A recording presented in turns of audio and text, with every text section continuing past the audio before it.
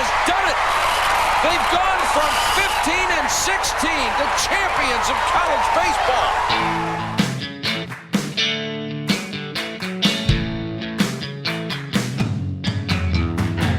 Welcome to the 1,544 Miles to Omaha podcast, talking about the past, present, and future of Cal State Fullerton baseball.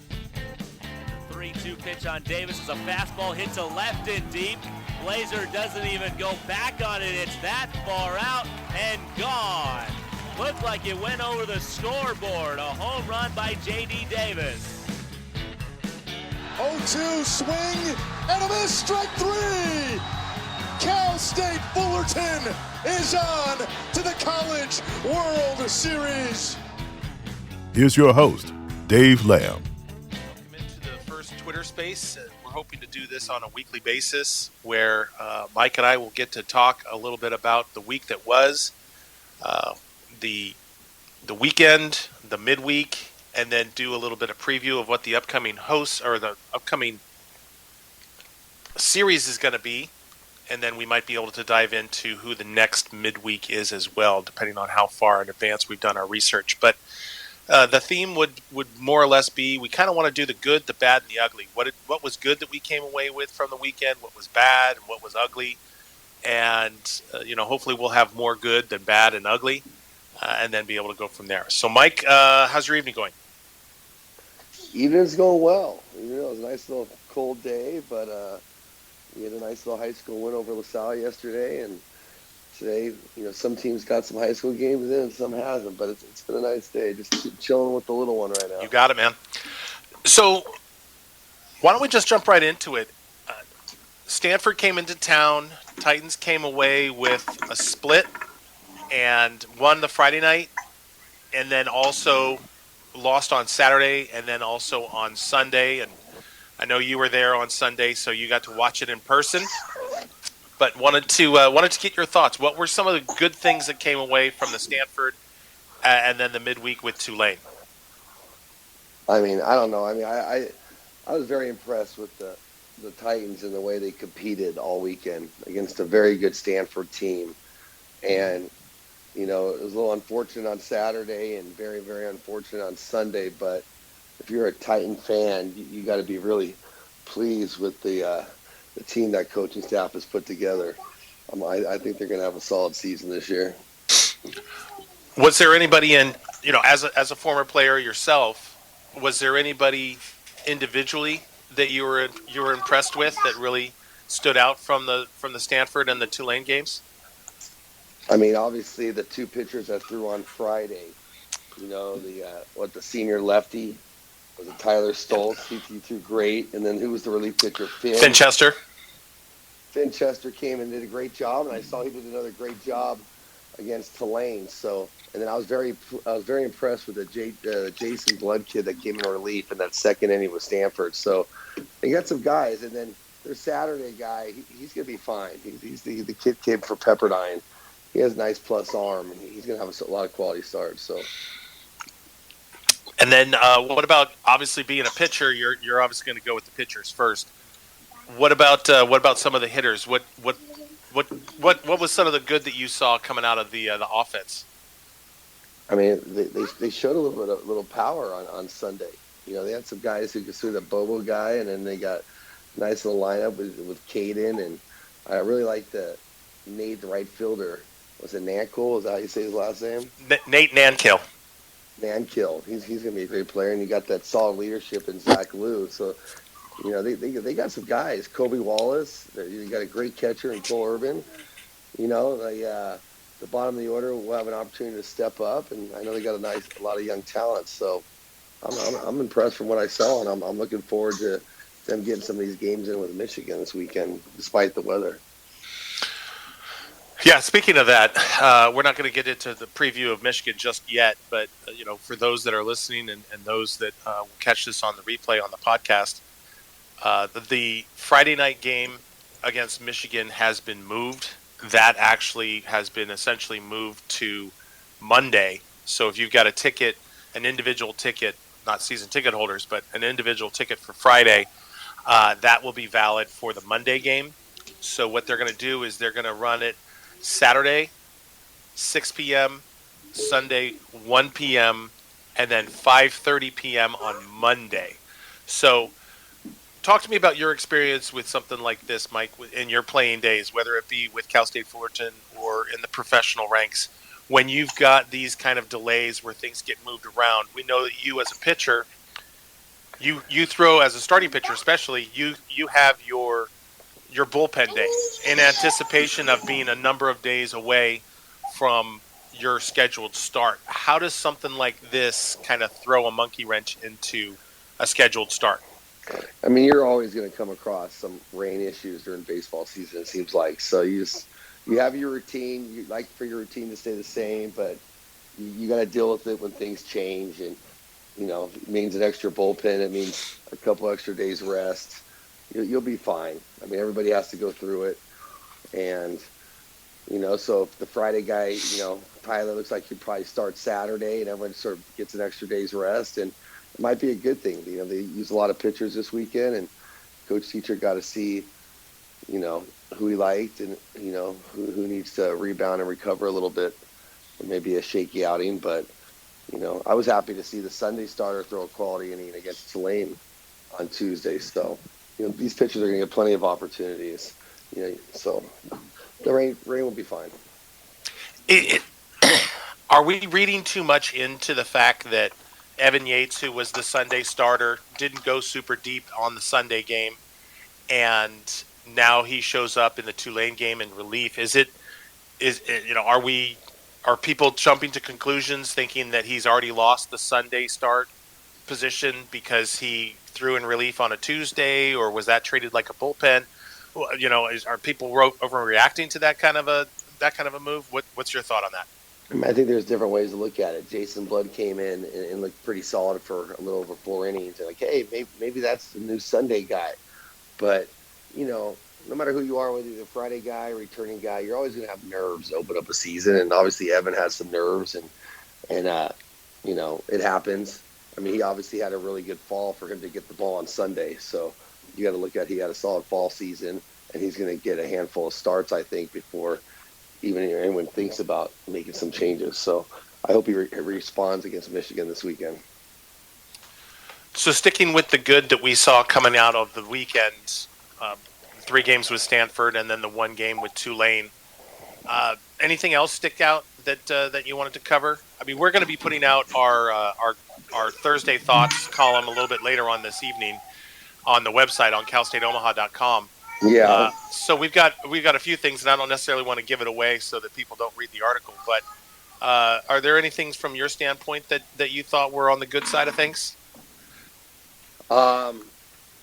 Just going there early on Sunday and listening to Coach Dietz talk to the players and just seeing how focused they are and how confident they are. And I think they took a lot of pride wearing that Titan uniform against Stanford, and they're very confident going in there. I don't think they think, they're ranked 3rd in the country and we've struggled the last few years that we're going to get beat up. Like, they went in there and, they were 1 out away from beating them 2 out of 3 and maybe even getting a top 25 ranking spot. You never know. So there's a lot to look forward to. I want to see where they are after Michigan and Texas, and that's not easy for anybody, but it's going to make them better.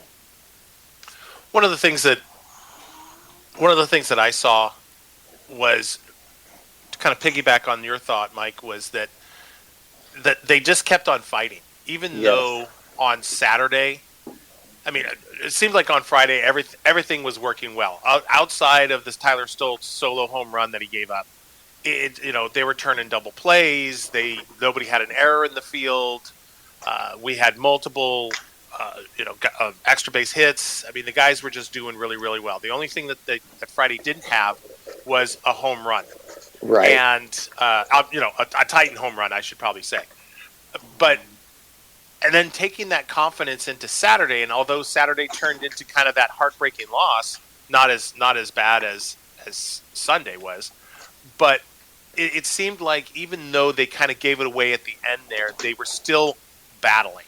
And given what this team has gone through, and I know every college team is different, given what this group of players has gone through, especially the ones that have been around for a number of years, especially when things have been pretty lean, is that they could have easily just been, oh man, here we go again. This is just our lot in life. This is just what it is, and they did. And I really liked that they didn't try to overextend themselves, or they didn't, they didn't kind of play. You always hear play within yourself or be where your feet are, all those cliches and all that kind of stuff. But it's all, it's cliche for a reason.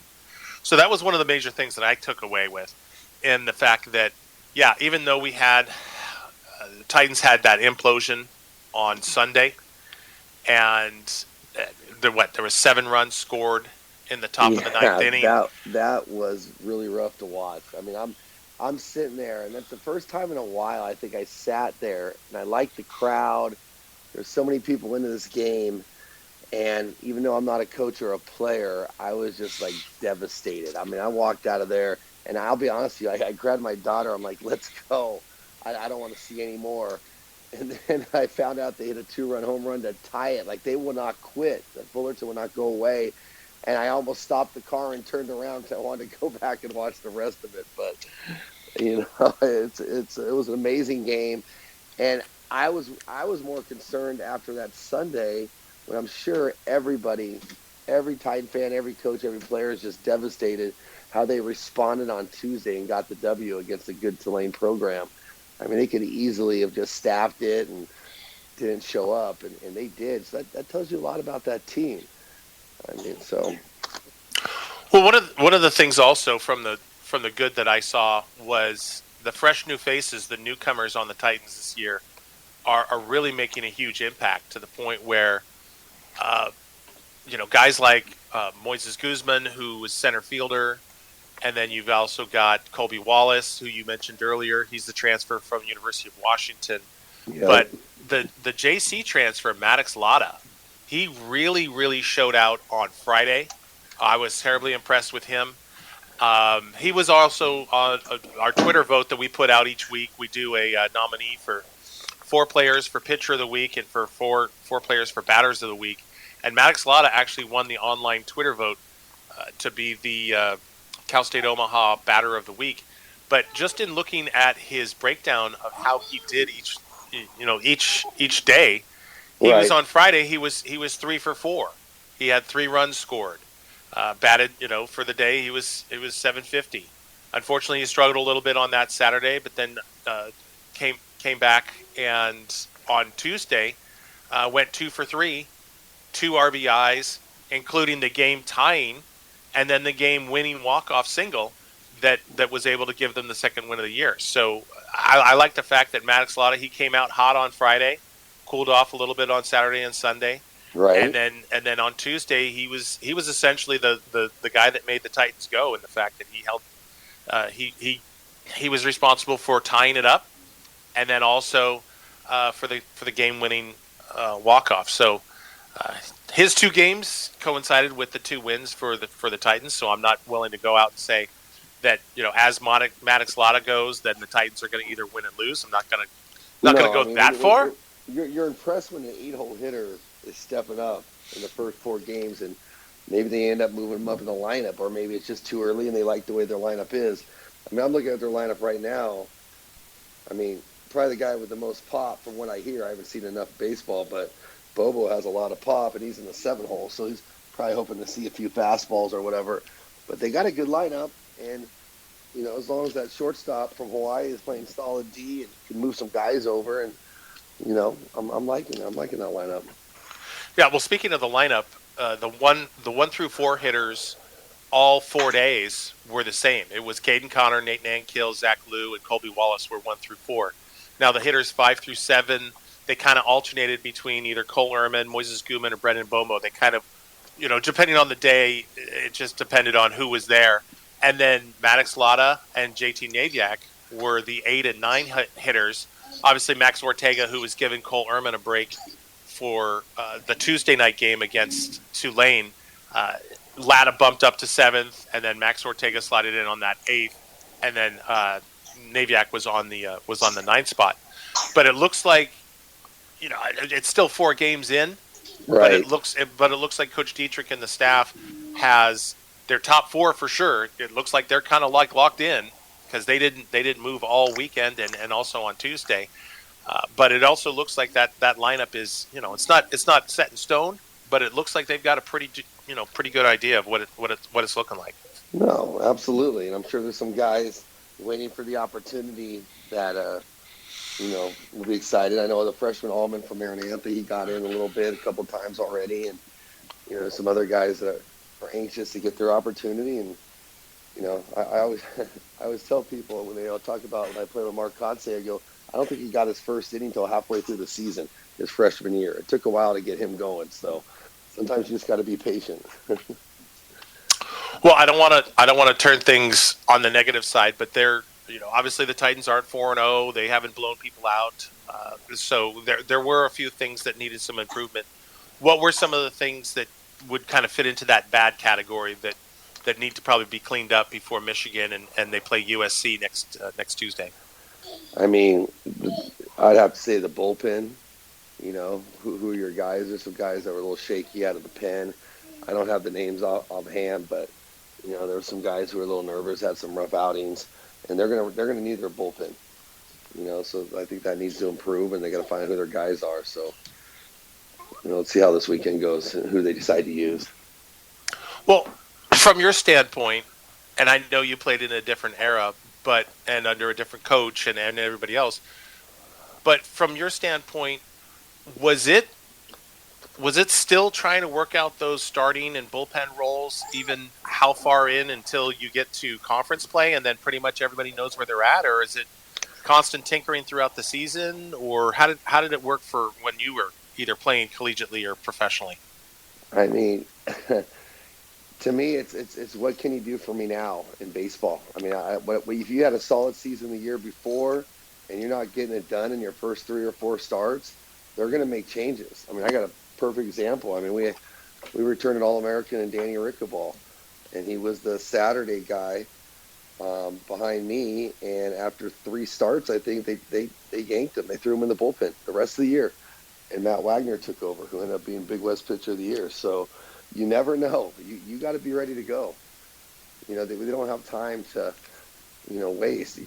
So we'll see how it goes. Let's give some of these guys some starts, and if they improve, great. If they don't, they got to give some other guys some opportunities. Right.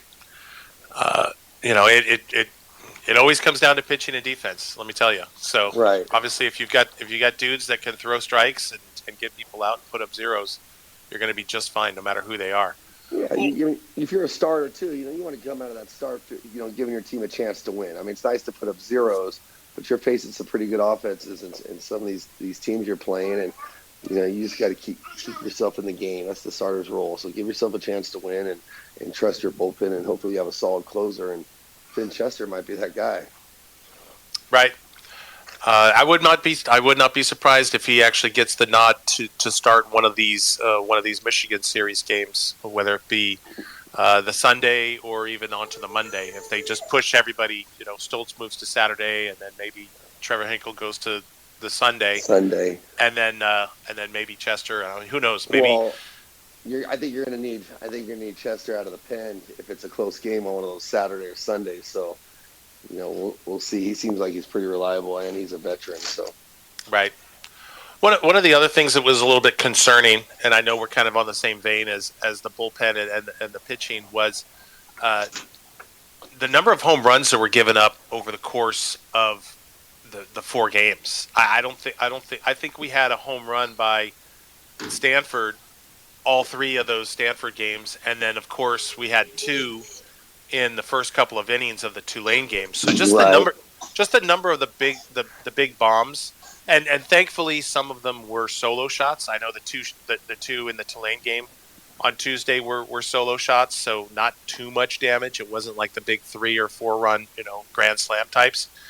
But I think that was a little bit concerning for me, and hopefully Coach Dietrich is going to be able to clean that up and make sure the guys aren't leaving it out and up over the plate and stuff like that. But that was a little bit concerned. I think people that were sitting around us in the stands were like, what is going on with all the home runs? Right. Like, what is this all about? I mean, one, as a pitcher, I don't care who you're facing or how highly touted some of the players are. If you could hit your spots, and you're gonna have a better chance to get these guys out, and you're definitely gonna keep the ball in the ballpark. So these guys are obviously missing spots, and they're leaving the ball up, and it was a nice windy weekend. It was a good time to be a hitter that weekend. So those flags were blown out. Well, on Tuesday they were dealing with some cold weather, and then also some rainy conditions, to the point where the ground balls through the infield, it was kicking up so much water it actually looked like a speedboat with a rooster tail coming off of it. And this has nothing to do with the home runs, but poor Christian Rodriguez, who was out there with delivering baseballs to the home plate umpire. The home plate umpire even asked him for a towel, and Christian came out there with this beautiful, pristine, freshly laundered towel, and the umpire just throws it down on home plate and starts kicking it around and makes it look like it's just. I mean, he turned that thing just a dark brown by trying to get all the mud, the dirt, and the quick dry, because they actually had to take two. They had to take 2 breaks during the game because it had rained so much, to be able to throw down some quick dry on the mound, and then also in the circle where the batter's boxes were. And obviously just trying to get it down as fast as possible, they put it all over the plate, and then obviously the umpire's got to clean that up. And unfortunately, I don't know what happened with that towel, but I'm sure it's probably been retired. That thing is. This is unusual for Southern California. I mean, we're getting some crazy cold weather right now. I mean, it was hailing in Pasadena today. It's just, I feel like, hey, are we in the Midwest or East Coast right now? I mean, these kids have got to get used to it fast, because I don't see this weather changing anytime soon in the next week and a half or 2 weeks. So but you would think being cold, a pitcher might have a better advantage as long as the wind's not blowing out. Right. Yeah, and it seemed like on that Tuesday night against Tulane, the winds were kind of swirling and shifting. We were constantly looking at those flags and banners out there above the batter's eye. You've got all the different Big West schools and the American flag right there in the middle. And we were constantly checking the flags to see, like, when, Tulane's up to bat. Great. Of course, we're flying straight out. And then it always seemed like the bottom half of the inning, the winds were kind of swirling, or they were kind of moving around. It always seemed like the winds were going straight out when Tulane was at bat. And then it switched every half inning, especially when the Titans were up for bat. But I don't know if that's just the pessimism in me of saying, like, man, why can't we catch a break here? But Maddox Latta came in and made his own luck. I was saying, how did Tulane do in that Irvine? Did they get a win, or did they get swept before they had to play Fullerton? No, they got swept. So they actually entered the Tulane, or the midweek game on Tuesday night, 0-3, and so they're 0-4 right now. Yeah, so unfortunately that's for a tough Tulane, road trip for them. I don't feel bad for them, but that's a tough road trip. Well, I mean, there are some Titan connections there, in the fact that Jay Ullman, the head coach, was with George Horton up there in Oregon for a number of years. So even though he's not technically a Titan, he's kind of within that Augie Garrido, George Horton coaching tree as well. Right. So you kind of feel bad for him, but at the same time, not really. No. In the fact that the Titans got a win over them, so we'll take it no matter who it is. Yeah, absolutely. So I mean, what did you see offensively? I mean, you obviously saw a little bit more than I did, but I like that lineup. I really do. I don't know what they have on the bench yet or how deep they are, but I know it's pretty much a new team. Well, for sure it is. I mean, there's a number of the veterans that are back. Obviously, you've got, Cole Ehrman is completely and totally just an absolute wall back there behind the plate. Zach Liu, Caden Connor, Nate Nankill. I mean, those three right there at the top of the order. Brendan Bobo with some ungodly power. I mean, the kid had an unbelievable summer out there in the Northwoods League in Wisconsin. He set the franchise record for the Wisconsin Raptors. I don't remember. But the Wisconsin team that he was out there for the Northwoods team, the Northwoods League, he hit 17 home runs and actually owns the franchise record for that summer ball club out there. And sure enough, one thing is he was, and I've got the stats here in front of me, unfortunately going into the Sunday game, he was 0 for 7, had 2 walks and 6 strikeouts heading into Sunday. And you could kind of tell that final at bat on Saturday that I think Brendan was really pressing and was actually, I think he was trying to see the ball, or whatever adjustment he was trying to make. It really looked like he was just kind of trying to overcompensate. Like, oh man, I'm 0 for 6. I'm going to be 0 for 7 here if I don't get something going on. And then he came out on Sunday like gangbusters and hit that huge home run over the batter's eye, and you could actually tell that as he was rounding, the sense of relief. And I know it's still early in the season, but there's been a lot of expectations. And to be quite honest with you, you and I had a text conversation when I put something out there on Twitter predicting that he could potentially hit 20 home runs. And you said, hey man, Titan players don't usually hit that many home runs. The last guy to hit that many home runs is a major leaguer. So, you might be putting some undue expectations out there. But I honestly think that Brendan has the ability, especially with the way the game of baseball, especially the NCAA level, has really developed. Yeah. I believe he can hit. He could easily hit 20 home runs. And, now that he's got 2 on the season and with four games already in, if he stays on that same pace, hits a home run every 2 games, well, 55, 56 games, that's a 20, 22, 25, home run game, home run per year. So right. It's not out of the question. And yes, it's a very, very small sample size. It's only been 2 games. So I don't want to necessarily put too much pressure on the guy and have him think that he's got to hit a home run every single time he goes up there. But he definitely has that pop. And then also nice to see the Caden Connor got himself a home run. And then the Zach Liu one was, I can't stop watching it. I've been watching the replay on Twitter. The fact that thing cleared the clubhouse and it sailed right over the Jason Dietrich's balcony off the top of his office. I missed that.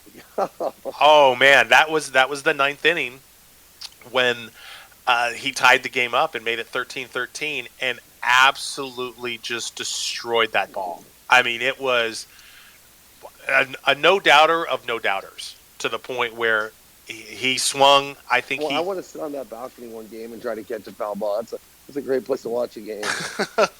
Yeah, just throw some tailgating chairs out there. And just ask Dietz for the key to his office, and then be able to hang out there. But it was a crazy, crazy home run to the point where I think, and I've watched the replay a couple times. Yeah, I gotcha. I think it was, he swung and absolutely took 2 steps out of the box, and then he walked for about 2-3 steps, and then probably felt that the umpire was going to tell him, like, hey, you got to start running. And then, then he started his jog. Yeah, we were talking about the home runs, that it was nice to see those again. I really liked the walk-off from Maddox Latta. That was fantastic. We did the podcast with Joe Frazier, and he said, look out for that guy. He says the JC transfer that's playing second base, yes. Maddox Latta. I was like, oh yeah, what a coincidence. He's like, well, he also wears number 6, which is Joe's number in the 95. What JC did he come from? Was that LA Valley? Where did he come from? I believe so. Yeah. Yes, I'm pretty confident that he's one of the LA Valley guys. Joins Josh Howett. Josh Howett was a new guy last year out of LA Valley. He's the left-hander. Freshman catcher, real quick. I don't know off top of that freshman catcher. I look forward to meet. He's from St. Mary's High School. And that's where in Stockton. That's where my wife and brother-in-law came out of. So any St. Mary's players, is supposed to be a pretty good player. We'll see what he's about. Well, I was impressed. His name's Max Ortega. He is out of Stockton, and I was impressed with the way he handled the game on Tuesday, getting the start. And we know that Cole Ehrman is a stud, and he needs to get some rest. We need to save his knees and his legs, and if he's out there blocking as many balls out there with the off-speed pitches coming in from guys like Ryan Falks, who's got some pretty crazy off-speed stuff that finds a lot of dirt in front of the home plate, he's going to come away with a lot of bumps and bruises. So you got to give him a little bit of a break. And I think Max was a solid fill-in. Now we know, being a freshman, that he's going to need some seasoning. He's not going to be the wall that Cole Ehrman is, but I mean, how many people are? Is the legitimate question. I mean, Cole is a very, very special talent. His pop time is crazy good. So when it comes to the defense back there with Max, he's got to learn a little bit and get a little bit better there. But he had that home run in the alumni game, so he's shown that the guy can swing it.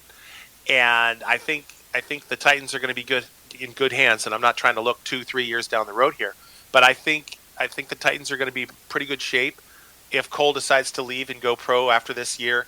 That I think Max is going to be the heir apparent behind the plate. Right. So I think he did quite well in that fill-in role, and hopefully he'll be able to fill in accordingly. Keep your fingers crossed. We don't want anybody on the Titans to get hurt, but especially Cole Ehrman.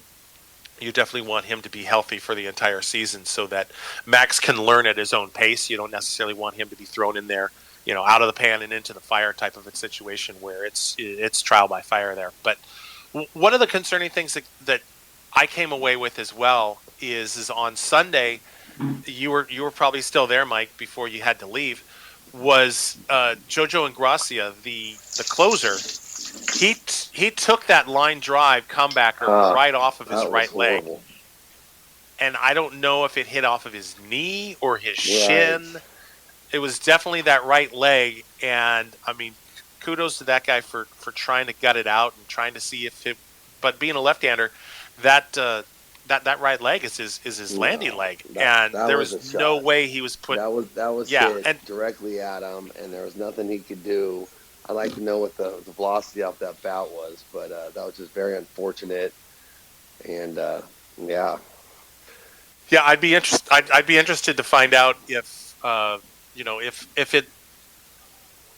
it's nothing. I mean, but from our vantage point up in the stands, we actually heard the crack of the bat, and then we actually heard it hit the leg. So sometimes if it's a glancing blow or whatever it is, you can't hear it, but we heard it. He's going to have a nice knot there for a while, a little contusion. I just think he'll be fine, hopefully. As long as it's not a fracture or anything, I'm sure we would have heard something by now.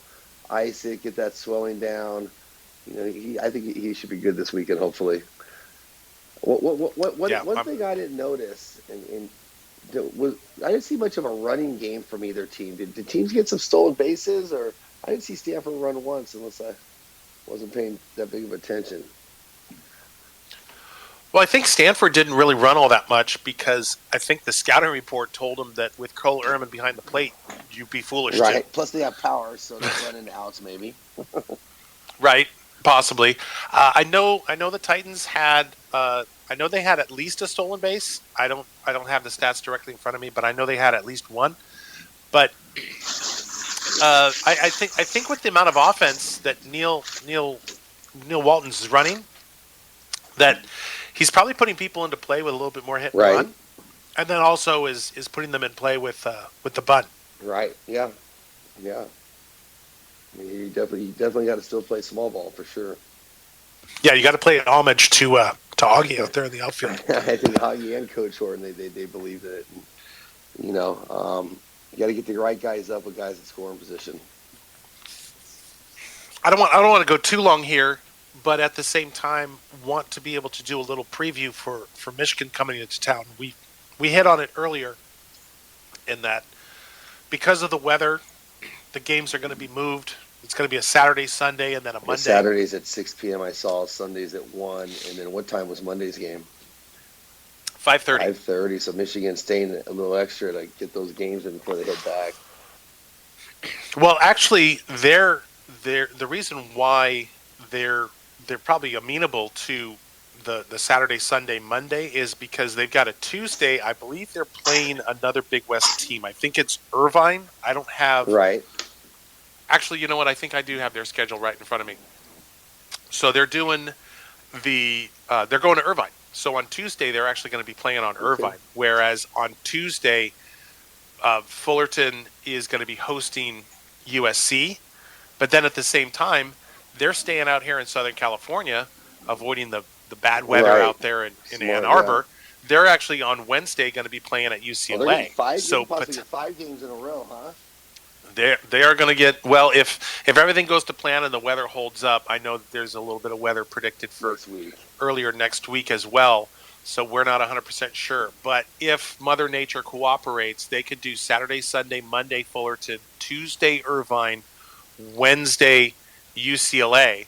But then they're also going to, I don't know if they're actually going to be heading home or if they'll head straight out to Houston, Texas for the Shriners College Classic, where they'll play TCU, Kirk Saarloos' bunch, Texas Tech, and then Louisville. And then they don't play in Ann Arbor until March 8th, which is a Wednesday versus Oakland. So they're definitely road tripping. Yeah. And I guess those student athletes are thankful that there is this thing called Zoom, or they're able to get their college courses sent to them via email or however they're being able to keep up on their studies. They're going to get some rain next week, so it's going to be interesting to see how many games everybody gets in SoCal. Well, and I don't know if they actually went from. They were playing out in the MLB Desert Invitational out there in Phoenix because they played Fresno. They got a win. They lost to Michigan State. Kind of weird that a Big Ten team is playing another Big Ten team in a pre-conference tournament out there in Arizona. But, hey, it's college baseball. Then they played UC San Diego and then Grand Canyon. So that was their first 4 games before they head to Fullerton. I don't know if they left and went from Arizona back to Ann Arbor for a couple of days and then came out here to Orange County. I don't even know if they're in town yet or not. But, who knows? But it doesn't make any sense to me that if they're going to be at UCLA on Wednesday night, that they would fly back to Ann Arbor and then get back onto a plane and then head to Houston to play TCU on Friday. So, from your standpoint, as a team bonding experience, what would you say for these guys that are coming from these northern teams, these cold weather climates, that they're able to get out on the road and spend a good week or 2 weeks with their teammates away from distractions of home and just concentrate on baseball? I mean, I always like the road trips. I like being in the hotels. I like being with your teammates. College, you have your itineraries, you have your curfews, you have all that stuff, but those are good times. I'm sure their coach, who's a really good coach, well, they got a new coach at Michigan, actually, didn't they? The old guy. Right. They do, that's right. But, I'm sure they were excited to come out to SoCal, and a lot of their family members are in town to take them some cool places, and they're coming across this crazy weather. So that's unfortunate, but. Yeah, it's kind of ironic that college baseball, when's the last time you saw, who's playing University of Oregon? It's one of the Southern California schools was supposed to be hosting University of Oregon, but they've now moved it up to Eugene. So when's the last time you heard, because of weather in SoCal, that you're going to move it up to Oregon to avoid rain? Well, I'll tell you what, you do a little research. In 1993, we were supposed to host the Anaheim Hilton Classic, which we had done for a while, and Florida State was one of the teams coming here, but because the rain was so bad, I don't know how Augie pulled it off, but we had the funds to get on a flight, and we went to a 3-game series at Florida State. And that was one of my favorite road trips I've ever been on in college, because I got to go to a Florida State, North Carolina basketball game. We got to play at Dick Howser Stadium, and I was in Tallahassee, and that was out of nowhere. And that was a great experience. Tallahassee can be a fun town, especially if you're not locked down playing college baseball and get out and enjoy a little bit of the nightlife. We got to see the football, especially when you only play on Fridays and you don't have to play on Saturday, Sunday. That even made it better. Yeah, you're like turf shoes and no belt for Saturday and Sunday. I go on a little jog the next day. I'm good. I had a nice little schedule for a few years over there. Before we wrap it up, what would you say for the weekend probables?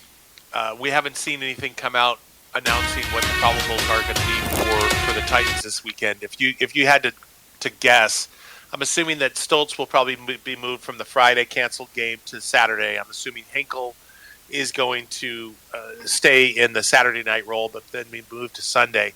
What would your prediction be for who probably gets the start on that Monday game? Knowing that they play Tuesday as well, and I see Dietrich giving Yates and the ball. Give him the ball on Monday and eat up some innings, and they'll staff it on Tuesday.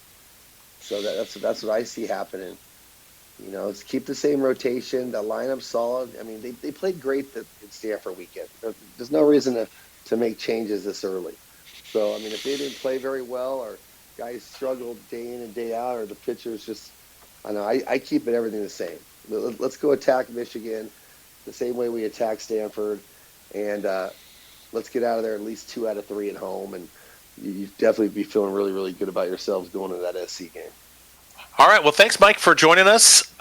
This was fun. Hopefully, we'll be able to do this on a weekly basis, depending on schedules and time constraints and things of that nature. Yeah, let's hopefully the rain won't be too severe, and we'll be able to get 3 games in with Michigan Wolverines coming into town, and then also hopefully be able to get that game in on Tuesday, weather permitting, and having the USC Trojans come into Goodwin as well. So, absolutely. Well, thanks for having me. I mean, I really appreciate it. I love talking baseball, especially about the Titans. And yeah, you got it. I look forward to seeing you soon at a tailgate. You got it, brother. So yeah, let's make this a regular thing, and then we'll hopefully gain some momentum with people listening in live, and then also we'll package this up and put it on the podcast so that the people that consume Titan baseball that way will be able to get their fill. Absolutely.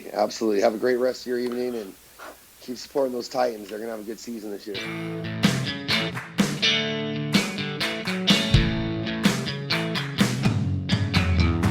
Thanks for listening to the 1544 Miles to Omaha podcast.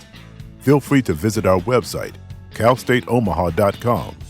While there, you can order an official Cal State Omaha t-shirt from the merch store. Make sure to view the show notes to learn more about today's guest and to follow them on social media. The 1544 Miles to Omaha podcast is an On the Lam Enterprises production and is not affiliated with Cal State Fullerton or Titan Baseball.